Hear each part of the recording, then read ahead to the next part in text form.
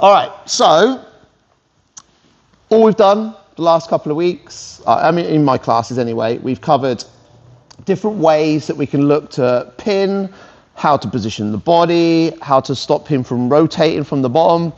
So today we're basically going to look at two ways that I really like to use to keep this position.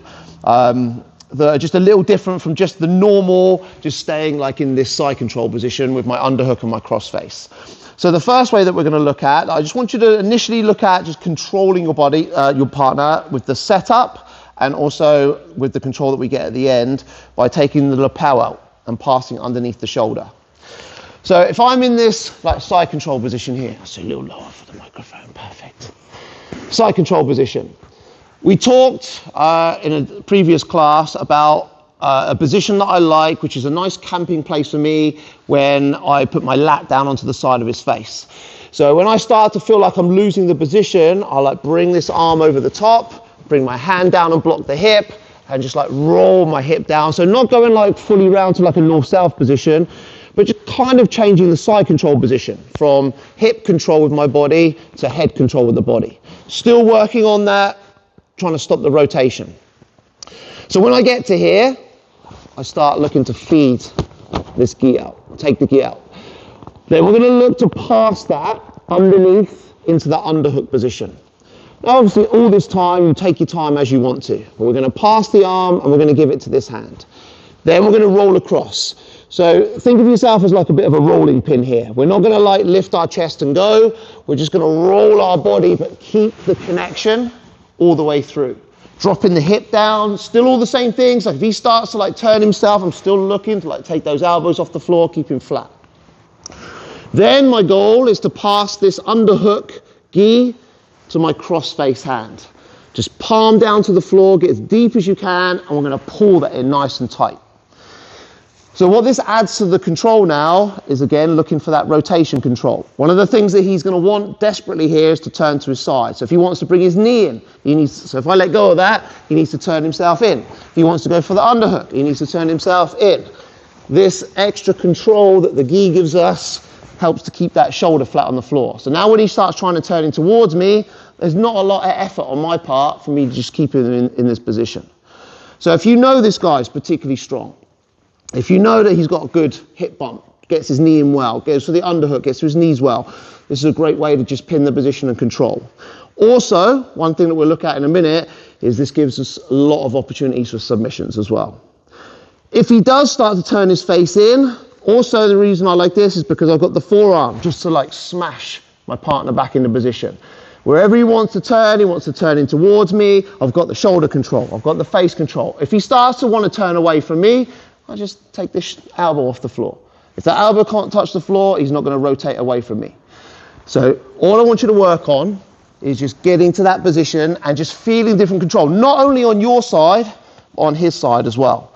Feel the difference. Like just play with this for a second, see how that feels, and then make the switch, take the gi out, roll round, and just feel the difference as the person on the bottom.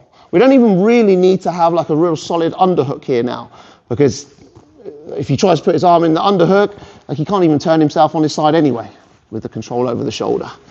So have a little play with getting to the position, have your partner trying to move, rotate themselves, and see if you can just hold it. All right? So just adding that to our pin and control series. 1, 2, 3. Let's do it. Good.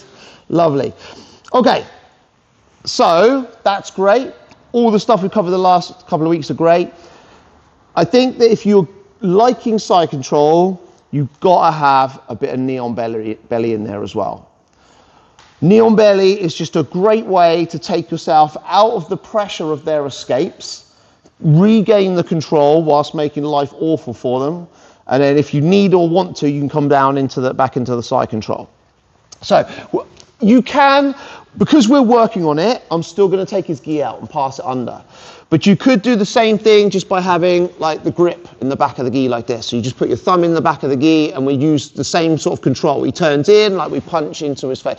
The only thing that this doesn't give, that the other one does give, is this like shoulder pressure down from his own gi coming underneath. But we can still come up into that knee on belly nicely. So we've moved ourselves round, got the pressure, taken the gi out, passed it underneath, rolled back across, got this nice and tight, and pulled in tight on the shoulder. But sometimes, like, he's going to have good hips, and he's still going to be trying to work those hips into a position where he can start bringing his knee to the inside. Instead of me just staying here and fighting that off, a nice little transition here is for me to slide this knee up into the knee on belly. Now, me personally, when I come up to knee on belly, I don't like to have my foot on the floor. You'll see a lot of coaches, a lot of instructionals that will say, leave your toes on the floor, push in. I personally don't like that. If you do, that's fine. I don't like the fact that I've got this space between his body. And what I like to feel is his movement. So when I put my foot and I hug it around his hip like this, now I can feel his hips and where he's moving with his hips. Sometimes when I've just got my foot on the floor, I don't get that same feel over the position. So you can put it where you want, but I personally like to bring my shin across and just hug my foot around the hips. So my toes aren't actually on the floor at all. They're just hugged in.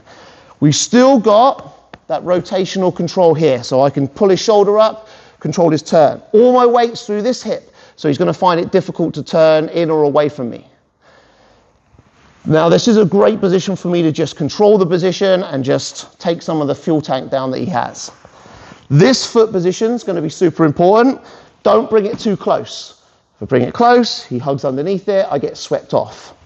So I want this foot to be out, and we adjust it as we need to. So if he's moving himself around, I just move it and adjust myself and just control. The same thing, if he's starting to turn in towards, use that forearm just to smash him back down and get that control back in. Then if you wanted to, once we've brought the fuel tank back down, we come back down into our side control. Just because it's fun, we're going to add a choke onto this. Because of the space that we create. Side control chokes can often be a little bit difficult, just because there's not a lot of space for me to work with. When I come up into this knee on belly position, then I've got lots of space to work with my hands. So let's go with one of my favorites, baseball bat choke. Like this one. I like this grip for the baseball bat choke. When I've got this grip, look how tight the gi is there. Getting my hand in can be difficult. This grip, if I need some space, I punch the hand away a little bit. Now there's loads of space for me to put the hand in. If the arms are being an issue, so he knows what's coming and his arms are in trying to defend, I can just change the angle of my knee and go to the sternum instead. Or sometimes I'll bring this reverse knee on belly in to try to bring the hands down and then come back up, and with the space we've opened up, go to the baseball bat choke here. But the goal is I want to get those arms nice and snug to the neck. Elbows together, and you should already be pretty much there. It's in. But when we go around, so we're going to knee cut over this arm, turn head to the belly button, and finish. This first hand is a blocker. This second hand is the cutter. Down. Finish. Sorry, dude, I did tell you it was going to suck, didn't I? That's fine. So have a play with the control. So he's moving. We're starting to lose side control. So we come up to the knee on belly. Create the pressure that we want. If the hands become a problem, we don't need to change the knee too much. Just a little angle into that solar plex. Arms come into play. We move it back. We go straight back into the choke. Elbows together. Knee cut over the arm. Turn. And finish. The sound effects makes everything. I don't want you to just do the choke though. Let's see if we can play with the control a little bit as well. So just see again, the person on the bottom, how much control, how awful the position feels. And often that's a good parameter on how well we're keeping good control of our partner if they're feeling pretty shit underneath it.